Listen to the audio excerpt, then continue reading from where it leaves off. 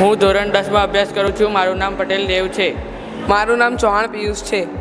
મારું નામ પાસી કરણ છે. આજનો અમારો ટોપિક છે હૃદય.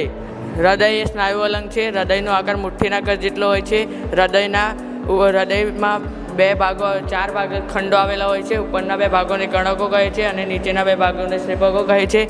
હૃદયમાં બે પ્રકારના ઓક્સિજનનું વહન થતું હોવાથી મિશ્ર ન થાય તે માટે 4 ખંડોમાં વિભાજિત થયેલ છે. સૌ પ્રથમ ઓક્સિજનયુક્ત રુધિર એ ડાબા કણકમાં આવે છે.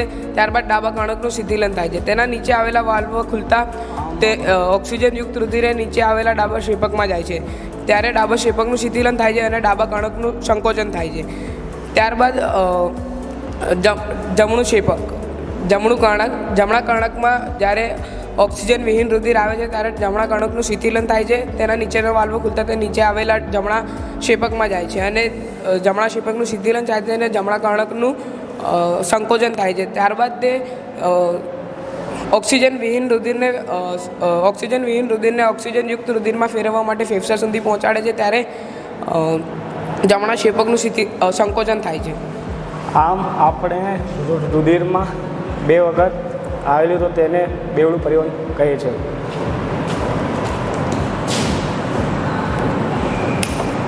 આ કંઈ નથી.